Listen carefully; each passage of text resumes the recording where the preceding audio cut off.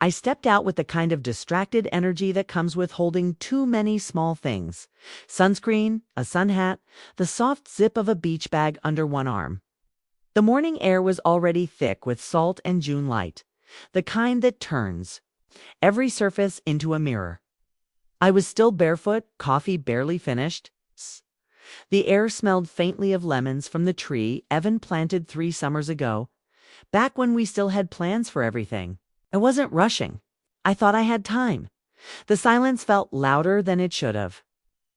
The birds were there, sure, and the distant hum of someone mowing a lawn 2 streets over. But it was the missing sounds that caught me. No trunk slamming. Shut. No door creaking open. No engine coughing awake. Just stillness. And then I saw the space where the car should have been. Our car wasn't anything special. Silver, scratched from the side mirror to the rear, with a stubborn rattle in the steering column. But it was ours. I had packed snacks in the console. The night before, folded our towels in the back seat, printed the cruise tickets, highlighted our cabin number. I blinked once, twice, maybe more. At first, I thought I'd misremembered, that Evan had taken it to get gas or pick something up. Maybe he'd swung by to grab Mallory. Maybe he'd loop back around. Then my phone buzzed. One message. Just one. Didn't want to fight. It's just a trip. No greeting, no punctuation at the end. Not even my name. My fingers didn't move for a moment. My whole hand felt like it didn't belong to me, like it had been borrowed from someone else, someone less foolish. The sunscreen, still in my palm, began to drip down the side of the bottle. I watched it collect near the cap, a slow, pearly drop that landed on the concrete with a faint splatter. There was a kind of disorientation that settled in. It's like when the power goes out unexpectedly in daylight. Everything looks the same, but none of it works. I turned in place, almost out of habit, expecting someone to explain the joke. No one came. Inside, the house was so still it felt staged. The coffee maker was still warm. The bananas hung heavy from their hook, spotted and slumped. Evan's sneakers were gone. His phone charger, too. But the guest towels in the hallway still looked freshly folded. I sat down at the edge of the couch and stared at the suitcase. I had packed navy blue with a broken wheel and one fraying handle. It had been mine since college. I'd filled it the night before, quietly, carefully. His shirts were still inside. Not all of them. I realized now, just the ones I had folded. The ones he hadn't needed.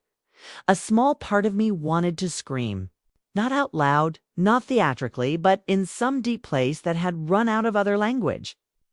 But the larger part, the louder one, was just still. Not stunned exactly. Just emptied. I reread the message again, as if a second reading would. Reveal something kinder. Didn't want to fight. That part settled under my ribs, heavy and childish. The way people say don't overreact right before they do something, they know you will. It's just a trip. It's a kind of sentence someone writes when they've already decided you're unreasonable. The thing was, he wasn't wrong. It was just a trip. A floating hotel with buffet food and forced photos and too much sun. We'd been on 3. I never even liked them. I got seasick easily and always brought the wrong shoes for dinner. But it was never really about the trip. It was the space I had imagined we'd fill. The shared hours. The nothingness we'd stretch into laughter. Like taffy pulled between fingers. I stood back up, slowly. My knees felt stiff. Put the sunscreen on the table, unsnapped the bag, and began taking things out. One by one, hat, book, sunglasses, a small bottle of aloe I'd packed, just in case. Each item felt absurd in its optimism. I didn't cry. That surprised me. I thought I might. But it felt like there wasn't a right place to put the sadness yet. It hadn't formed fully. It hadn't been allowed to. Instead, I walked to the window and looked out at the same patch of driveway, now cracked with hairline fractures. An uneven square of shadow stretched across the cement from the lemon tree, and I stood in that patch of shadow for a long time, letting it cool the skin on my face. I wasn't sure yet if I felt abandoned or released, but the silence inside me, the one he thought he'd avoided, it wasn't gone. It had just started to grow. I still remember the color of the napkins. Pale yellow, folded into little peaks, sitting too upright on the plates. His mother had set the table like it was Easter, though it was just a Sunday in July.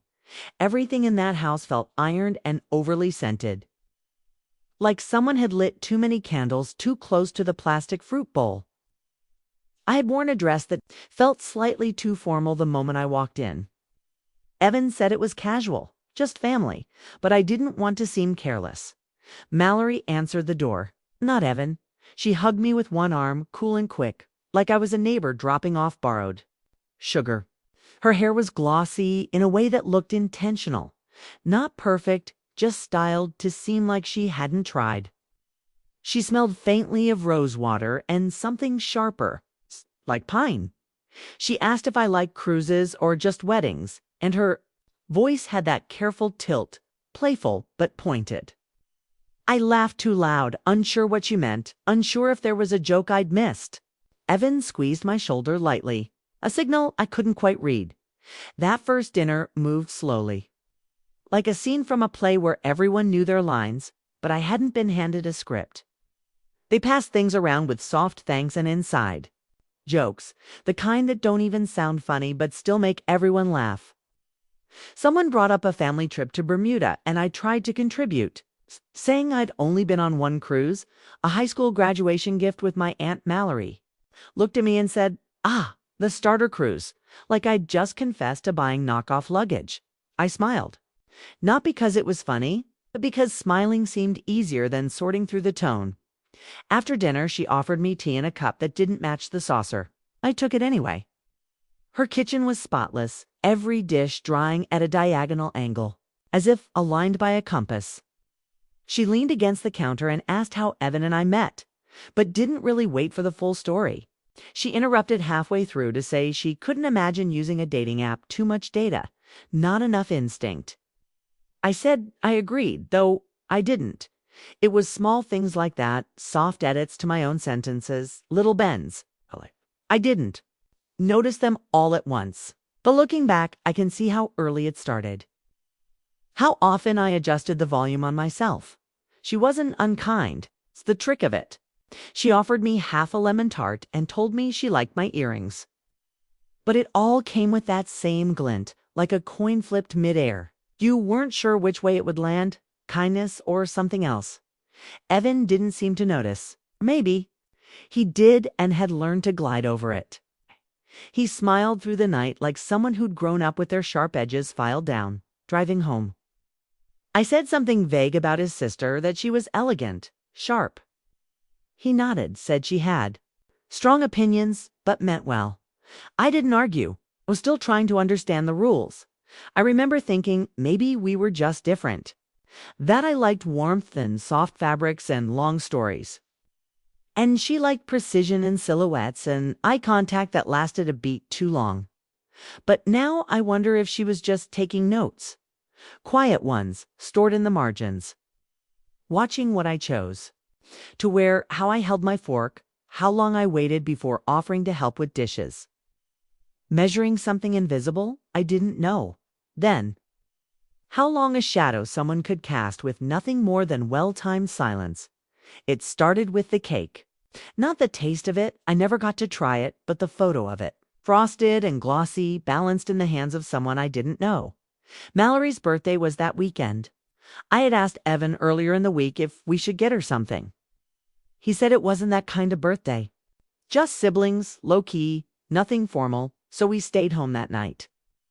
Ate frozen ravioli and watched something I barely remember. Evan scrolled through his phone half the time. I remember the sound of his laugh, short, distracted, and the way I asked more than once if he was sure she didn't want me there. He said it wasn't like that. 2 days later, I saw the photo. A girl named Shelby, one of Mallory's friends, I assumed had posted a group shot, tagged Mallory and 6 others, including Evan. The caption read, "Birthday gang did not disappoint. They were all there, in a booth at some rooftop. Place with fairy lights strung across the railing. wine glasses, raised arms, a sparkle filter clinging to their cheeks. Mallory in the center, smiling with her hand over Evan's shoulder. I stared at that picture longer than I should have. Not because it shocked me, but because it didn't. Not really. It just settled into place like a puzzle piece I hadn't wanted to admit was missing that night. I told Evan I'd seen the photos. He didn't deny it. Said it was last minute, tight seating, no big deal. He reached for my hand without looking at me like that was supposed to smooth everything over. He said, again, that I was overthinking, that I always did this, took small things and turned them into signs. Maybe I did. I didn't know anymore. But a part of me kept circling back to the way they smiled in that picture, like they hadn't had to edit the night to make space for me. I started noticing other things after that. Quiet exclusions. Plans made with just enough vagueness to leave me out. Weekend brunches Evan would mention only after they happened. A group chat I wasn't in.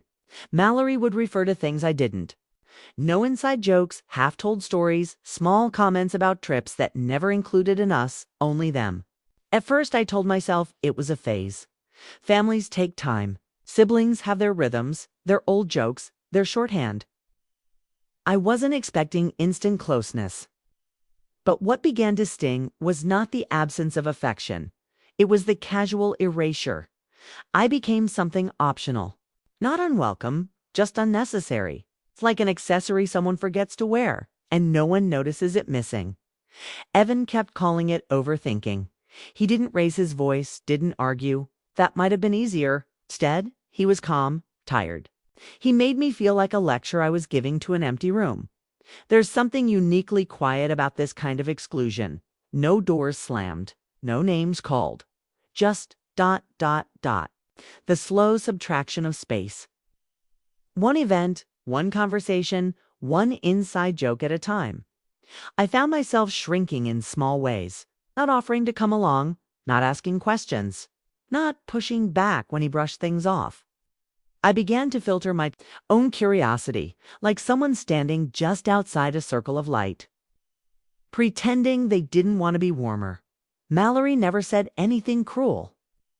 That's the part that makes you doubt yourself.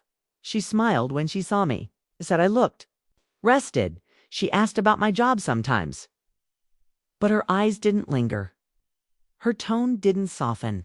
She never asked me to sit closer or help her slice the bread. I couldn't name a single thing she did wrong. But I could feel the space between us growing inch by inch, like a seam slowly pulling apart under strain.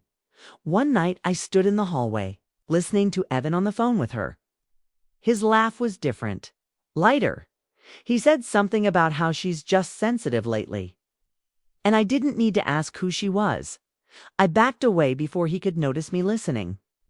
The walls felt too thin, the floor too smooth. It's strange the way someone can slowly convince you that your own hurt is impolite, that pointing it out would be more awkward than just swallowing it. It's how you do, again and again, until silence becomes the only language you trust not to be misinterpreted. His phone buzzed once, then stilled. It was late, nearly midnight. And the bedroom was dim except for the soft blue light from the screen, still lit where he'd left it on the dresser. Evan had fallen asleep beside me, his breath shallow and steady. The blanket tugged just over his hip the way he always did. I wasn't looking for anything. I was reaching to plug in my charger when I saw it. A thread I didn't recognize. Name just a stream of initials and half nicknames. The preview read something about final payment and Mallory's room. I shouldn't have picked it up. That's the part you tell yourself. That if you don't look, you can stay inside. Whatever version of truth you've chosen. But I did. I picked it up. Opened the thread. It took me a moment to realize what it was. Another group chat, one I wasn't in. I knew the usual one. It's the one where Mallory would send throwback pictures and Evan would reply with dry one-liners. I used to respond back when I thought I was being welcomed. But this one felt different, more direct, more planned. The messages went back weeks, maybe longer. Discussions about cabin layouts, allergies, matching colors for dinner outfits. Someone had joked about keeping it as simple as possible. This time, and Mallory replied with a wink emoji. I scrolled slowly like I was peeling back wallpaper, layer by layer. There was no mention of me. Not once. Not in the list of guests, not in the assignments. Not even as an afterthought. The thread felt warm, familiar. Inside, I set the phone down gently, not angrily, not in a way that would wake him. Just carefully, like I was placing something fragile back where it came from. Even though it had already cracked in my hand, I stared at the ceiling for a long time after that. The fan rotated lazily above us, the blades clicking faintly on each pass. My breath slowed, but it didn't settle. There was something hollow inside me, not the kind that demands attention. The other kind, the kind that seeps in like water. Under a closed door, quiet, persistent, it wasn't just the messages, it was the ease of it. It's the effortlessness with which they'd planned around me. It's not against me, not directly, but around me, as though I were air to be navigated, and that hurt more. Because I realized I hadn't been dismissed in anger, hadn't been pushed out. I had simply never been invited in. Not fully. I thought back to all the times I had said yes to things. Helped Mallory pick out shoes for her office party. At Evan's cousins' jokes even when they skimmed too close to mean. Brought wine to game nights I wasn't playing in. I wanted it to mean something. But now it felt like background noise, something tolerated but not truly heard. I didn't cry. I didn't wake him. I didn't scroll back further. I just laid there staring at that quiet place inside me, feeling how much bigger it had grown. The next morning he made coffee and kissed the top of my head like always. I watched him move through the kitchen, casual and half distracted, humming something tuneless under his breath. He asked me if I wanted cream. I said no, that was it. I didn't ask about the messages. I didn't bring up the cruise. 'Cause by then I understood something new. Sometimes the real betrayal isn't the lie. It's the comfort with which someone hides you from the truth. The envelope was red. Not the deep kind that feels romantic, but a flat, glossy red. The kind that looks like it came from a box of pre-selected greetings, somewhere between casual and convenient. Evan handed it to me after dinner, sliding it across the table with 2 fingers and that tilted half smile he used when he wasn't sure how something would land. We hadn't made plans. He said work had been too much, that next weekend we'd do something proper. I said, okay, I'd already known. There'd been no reservations, no flowers on the counter, no little clues left in the corners of the house like he used to do. I wasn't disappointed, just aware. I opened the card slowly. Front was cartoonish, a beach chair and an umbrella, glitter on the sand. Inside the message was short. In Mallory's handwriting, unmistakable even in its neatness. Enjoy. The weekend solo queen. No punctuation, no context. Just that line. I stared at it for a long moment, then looked up. Evan was already pouring himself a second glass of wine, like it wasn't a thing at all. He said Mallory thought it would be funny, said it was meant to be light, said she was trying to bond. I nodded, but I didn't laugh. There's something strange about a joke that only works if you don't mind being the object of it, and something quieter, colder. When the person you love doesn't even notice that it doesn't feel like a joke at all, the phrase clung to me, solo queen. A kind of compliment, maybe, if it came from a place of warmth, but from her. It felt like a label stitched onto a costume she thought I hadn't noticed I was wearing. I tucked the card back into the envelope and left it on the table. He didn't ask if I liked it, just cleared the plates and let the night dissolve into. Scrolling in silence, I sat on the couch and listened to the hum of the dishwasher. Outside, a neighbor's wind chime knocked softly in the breeze. A delicate sound that didn't match the heaviness in my chest. I kept thinking about how Mallory had written it, not a text, not even a signature, just that little message, tucked into a card from Evan on the day that was supposed to be ours. It was subtle. That was the thing. Not cruel, not loud, just calibrated enough to slip past anyone who didn't already know how it had been building. The omissions, the comments, soft, sharp things dressed in politeness. And Evan, he didn't flinch.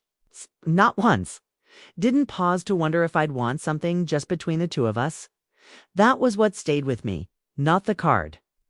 Not the handwriting, but his comfort in offering me something that wasn't even his. His ease in making space for her in our space. On our day, there was a time when I would have brought it up, tried to explain how it felt, tried to translate the unease into something he could hear. But that time had passed. Now I just studied. The quiet, the new way it sat between us. How our anniversaries used to feel like rituals, shared memories, small toasts, whispered promises. And how now it felt like an obligation checked off. One envelope passed over, one laugh expected. I watched him from the hallway as he brushed his teeth. He caught my eye in the mirror and smiled. A familiar smile, one that used to feel like home. But something in me had already stepped back. Not in anger, not in protest, just in recognition. Because I realized, standing there barefoot in the hallway, light, that they no longer saw me as someone they were building a life with. I had become something else, a guest maybe, a placeholder, someone to be included just enough to claim innocence, but never enough to matter. The night before the trip, went to check on the car. It was a quiet, automatic kind of gesture, the kind you make when you're still trying to believe that the plan is real. I'd placed a water bottle in the back seat earlier, along with a small pouch of travel tissues, the kind Mallory always insisted on having, though she never carried her own. I walked out barefoot, the porch light throwing a soft cone across the driveway. The car sat under it, still and ordinary. I reached for the spare key from the little dish by the door. It wasn't there. I checked my purse, then the drawer, then the catch-all bowl on the counter that always ended up with loose receipts and breath mints. Nothing. I asked Evan gently, careful not to lace my words with anything accusatory. He said he had the keys, just in case. He didn't look up from his phone when he said it. Didn't blink, didn't fumble. Just those 3 words, smooth, practiced, placed neatly on the table between us like a folded napkin. I watched his face for a moment longer than I should have. There was a softness in his smile that almost worked. The kind of smile people use when they're trying to make you feel unreasonable without saying it out loud. Something in me stopped. Not completely, just froze in place. I didn't ask. Again, the air felt heavier after that. Not storm heavy. Just waited. Like the space between the walls had shifted and I was standing inside something that no longer fit. I went back upstairs and folded the last of the laundry, mostly clothes I wouldn't be wearing. The striped sundress I'd planned to pack still lay on the edge of the bed, untouched. It looked out of place now, a remnant of a version of the weekend that no longer existed. I sat next to the suitcase. I hadn't zipped it shut. Part of me still thought there might be a change, a correction. A moment where Evan would walk in and say, "Come on, you didn't really think I'd go without you?" But that moment never came. Instead, I stared at the toothbrush I'd set aside, the travel-size shampoo, the sandals I'd lined up neatly by the dresser, waiting to be slipped into. I began putting things back slowly, not because I had to, because I needed something to do with my hands. Outside, the car remained unmoved, parked at an angle I didn't like, slightly too far from the curb. But it wouldn't matter. I wouldn't be the one driving it. At some point, I sat by the window and let the air settle around me. It was late enough that the house across the street had turned off their porch lights. The moon hung low, bloated and yellow, casting a strange glow over the hood of the car. I thought about how many times I had driven it. To dinner, to doctor's appointments, to the grocery store when Evan forgot to grab eggs. I remembered the first time we picked it up together, the way he insisted I test the mirrors twice. Now it sat out there like a quiet accomplice, something that had already chosen its direction. I didn't feel anger, not the sharp kind. What I felt was colder, slower, the kind of sadness that doesn't need to speak to be known. I turned off the lamp beside the bed and lay down without changing. Sheets were cool against my arms. I stared at the ceiling, tracing the same line of shadow across the plaster I'd memorized during other sleepless nights. I didn't need to see the itinerary to know it was done. I didn't need to hear the car start the next morning to know I wouldn't be in it. Some absences announce themselves before they happen. You don't have to be left behind to know that you already were. It arrived mid-afternoon, tucked between junk mail and a coupon I hadn't signed up for. At first, I thought it was a mistake. One of those automated confirmations that lands in the wrong inbox because someone typed an address too quickly. But the hotel name caught my eye. The dates, the location, the room type, it all matched. I opened it slowly, like peeling back the corner of something I wasn't ready to see. The confirmation was polite, polished. "We look forward to welcoming you," it said. But the part that stopped me was the name under the payment section. Mine.billing information. Name, my name card ending in my card. I read it twice. Then a third time, as if repetition could soften the edges. The total was there too, not a small amount. Booked in full 3 days ago, there was a quiet in the house that felt different now. Not peaceful, not tense. Just suspended, like everything. Had paused to wait for my response. I didn't give it one. I didn't storm into the next room. Didn't call Evan. Didn't even forward the email. I just sat with it. There's a kind of stillness that doesn't come from calm, but from something deeper, like the body deciding it won't expend energy trying to find the right emotion. It just folds inward, preserves. I made tea without thinking. Let the bag steep too long. Watch the color grow darker than it should have. The mug was warm in my hands, but the heat didn't reach me. It wasn't the money exactly, though it wasn't nothing. It was the choice. The ease with which he'd used something of mine, without asking, without flinching. The casual nature of it, the assumption. I tried to imagine the moment he entered the card information. Was he in a hurry? Did he hesitate before typing? Or had he done it confidently, like it was his to use? Like I was his to use, the click of a mouse, the autofill of a name. A silent transaction that meant something more. I stared at the confirmation again, reading it like a riddle. It didn't offer answers, just a timestamp. A receipt for something that hadn't happened yet, but already felt complete. I didn't call the hotel, didn't dispute the charge. I just sat on the edge of the bed, phone face down, email open beside me, and let the weight of it press into the room. Some betrayals aren't loud. They don't come with slamming doors or shouted words. Some arrive with a smile over dinner, a light joke, borrowed credit card. I thought about the dinners we used to have, the ones where we'd split the bill. Not because we had to, but because it felt fair. Thought about the time I paid for his flight home when his dad got sick. Thought about how he'd kissed my forehead afterward and whispered, "Thank you," like it mattered. Now I imagined him lounging by the pool, drink in hand, Mallory beside him.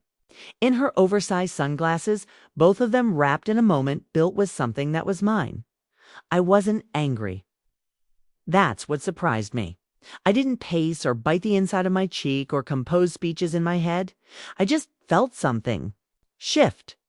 A soft click deep inside, like the turning of a lock or the closing of a vault.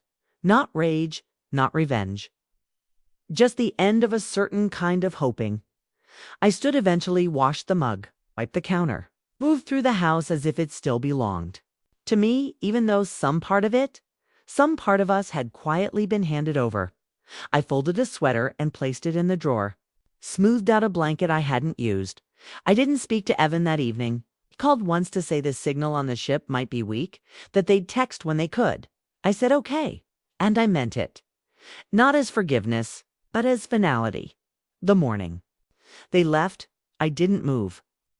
I stayed in bed longer than usual, listening to the house shift around me. It was quiet, but not the kind that invites rest.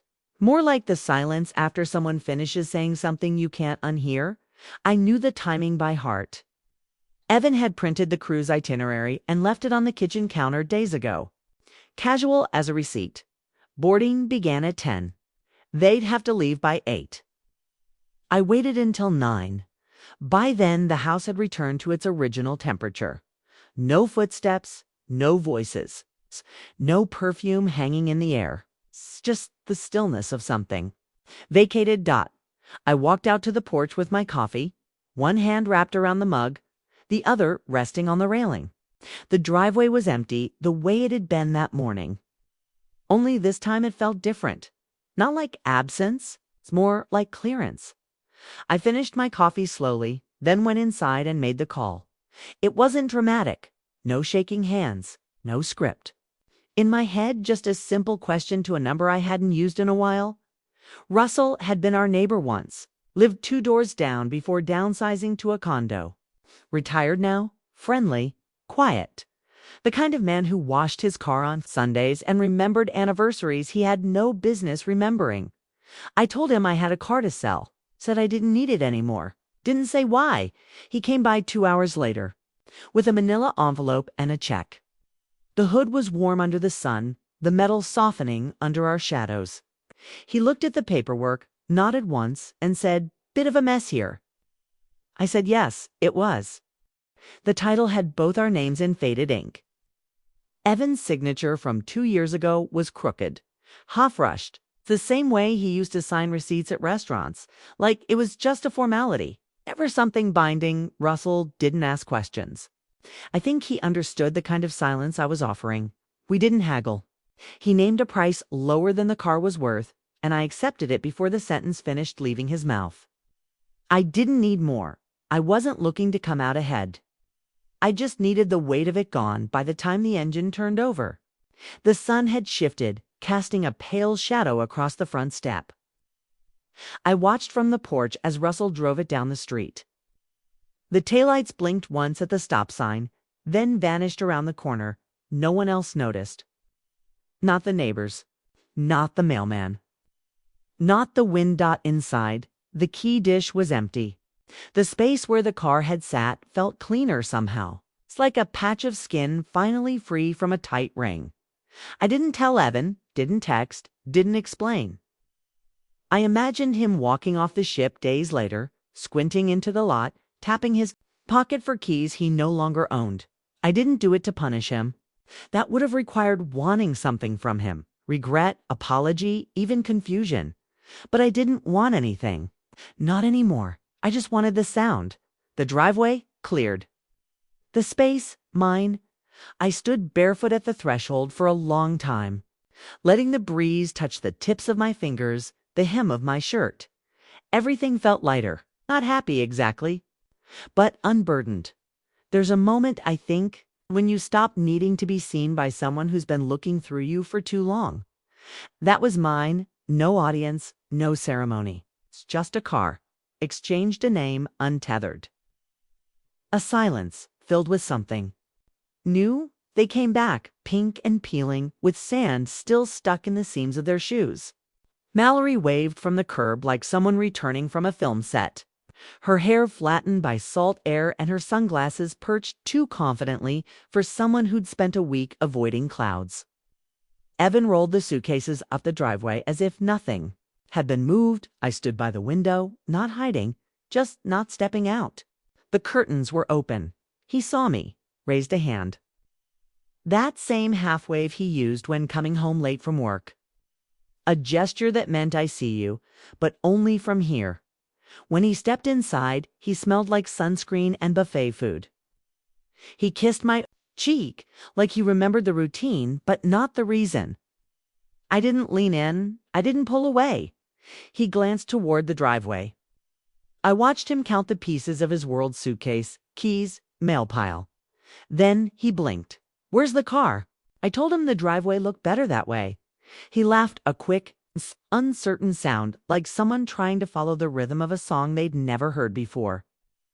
He looked at me, then at the window, then back at me again. "Wait, seriously?" Didn't answer. I didn't owe him one. The air between us was intense. It was just full of everything I no longer needed to say.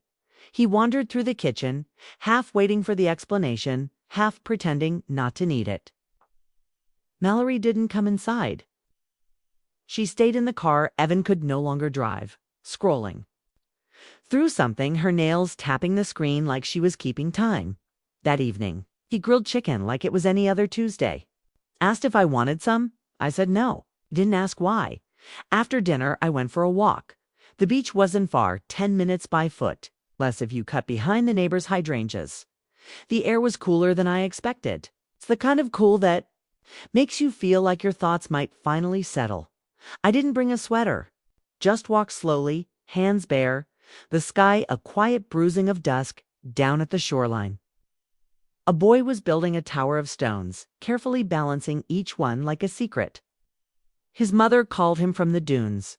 He didn't answer. It was in that small, perfect world children make one where the tide is a friend. And time is something you shape with wet hands.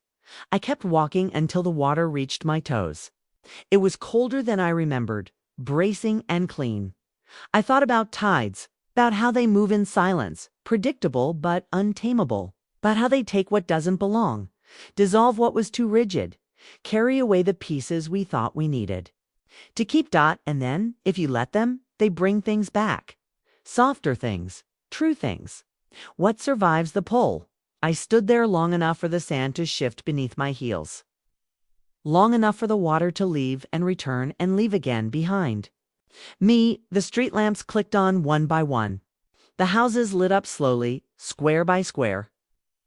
Life folding back into itself.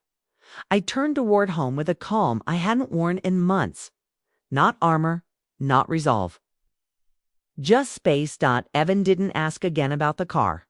Maybe he understood, and maybe he decided not to. Either way, I didn't return to the driveway that belonged to us. I returned to the quiet that belonged to me.